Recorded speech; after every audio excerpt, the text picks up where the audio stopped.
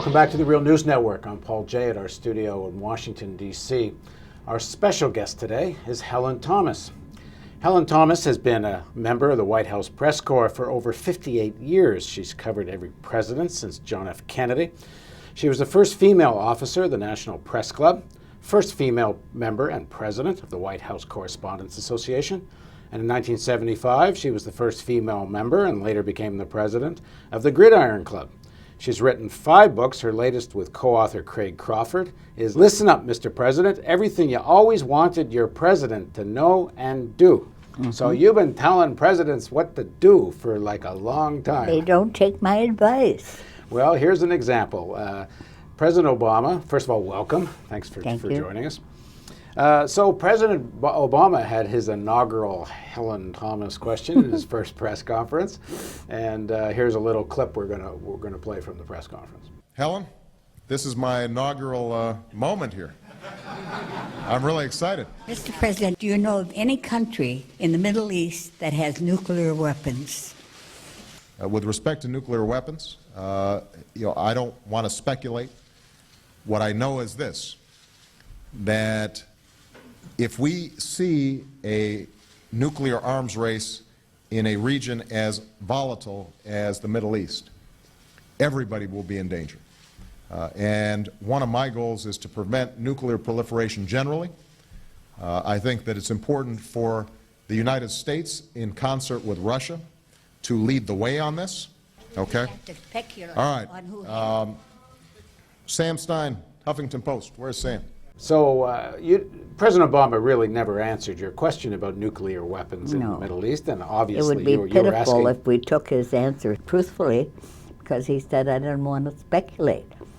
Well, the president is not supposed to speculate as to who has nuclear arms or not. He's supposed to know. Well, obviously, we know he knows, and this is this great we know, and he knows we know we know. I was testing his credibility. So that's it's actually quite a profound question, because it goes to the whole Middle East, U.S. policy in the Middle East. Not only does the U.S. have a kind of double standard on nuclear weapons when it comes to Iran and such, but what do you make of Obama's whole Middle East policy? Is there a break with Bush here or not? Too one-sided in favor of Israel. He ignores all the horrors that have happened to Palestinians. Their country taken away, thousands imprisoned for many, many years. We give them arms, we give the aid to Israel, as it continues to occupy and just treat the Palestinians like they're newcomers, and these are Europeans who come there, who have no ties to Palestine. When President Obama was elected and was first discussing foreign policy, there was a suggestion from him there would be a new approach to the Middle East. He made his speech in Cairo. He he said that Israel should stop any settlement expansion. What's happened since all of that? He took the easy way out, which is to go along with Israel, which most countries do. They have the power, propaganda, and everything else to sell their point of view. Palestinians have no voice. So in terms of understanding, what President Obama's done is nothing new. This has been the White House approach for a long time. He was accused of being a Muslim, which is, the worst thing that can happen to you, apparently. And I think he was afraid of that kind of tie. But you've been covering the White House, as we said, for like 58 years. Is there talk about the whole history of U.S. approach to Israel and the Palestinian conflict? When Israel was created, and they declared themselves in 1948. Truman went along. They knocked on his door at 3 o'clock in the morning. He did the unheard of thing to get out and recognize the state of Israel. While we were still debating the whole situation at the UN, he left our own representatives high and dry. Well, every president has been confronted with that. Eisenhower tried to be a little bit more even-handed. Nixon sent an envoy to the Middle East as soon as he took office. It was former governor Bill Scranton, and he came back after a fact-finding trip for about 1 month. He told President Nixon we should be even-handed in the Middle East. The Zionists went out of their minds saying, what do you mean even-handed? It's like I'm telling you, why don't you try to be fair? That report has gathered that much dust on state, but never saw the real light of day. And every president has been confronted with this issue. And it is an issue. People have the right to defend their own country. Now, 2,000 years. Now, Jimmy Carter, in the last few years, has actually, he was, I guess, the first person at that level to actually acknowledge Israel has nuclear weapons. He visited Gaza, he's talked to Hamas, and he's been saying there should be negotiations. Hamas won the election. But if you read the news stories, they will say, oh, the Hamas took over Gaza, without ever saying it won an election.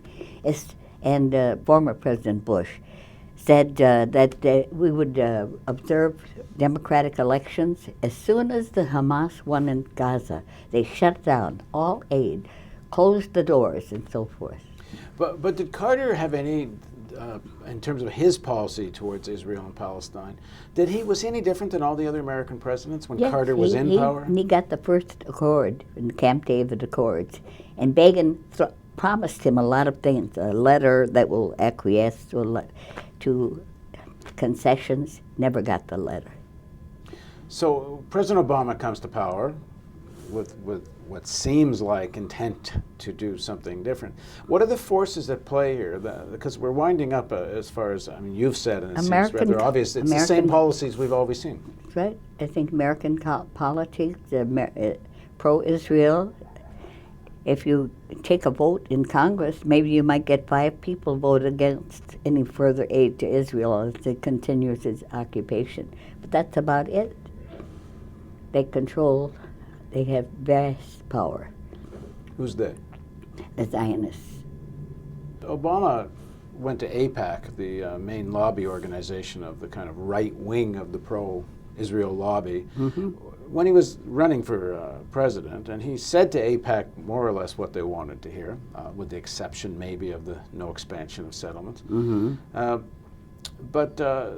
So he's actually following through on what he campaigned on. He's never really suggested a different policy, has he? No, not really. He's following through, that's true. I don't think he's ever made any real commitments to the Palestinians. In terms of what you understand about the inner workings of the White House and how decisions are made, are there any forces behind the scenes at play here to try to put pressure on Israel to have a different kind of policy, or have they kind of given up on that? I think President Obama gave up totally early on. I don't think he even tried. He realized he's running up against a stone wall. Why take that on when he has so many other problems? So do you think that's it for his administration in terms of new policy towards the Middle East? I think he'd just as soon forget it if he could. But more and more, I think you can never escape the Middle East problem. As no modern president has been able to. At some point, it'll come back to him. And at the next press conference with President Obama, assuming he calls on you, I don't know if he liked your first question very much. I'm sure he didn't. What do you want to ask him? I want to ask him if he ever found out whether anyone in the Middle East has nuclear weapons. Well, we'll see if you ever get a chance to ask that again. I doubt it. Thanks for joining us. And thank you for joining us on the Real News Network. This is the beginning of a series of interviews with Helen Thomas, but they'll be kind of interspersed, not one right after the other. We'll let you know when the next one is.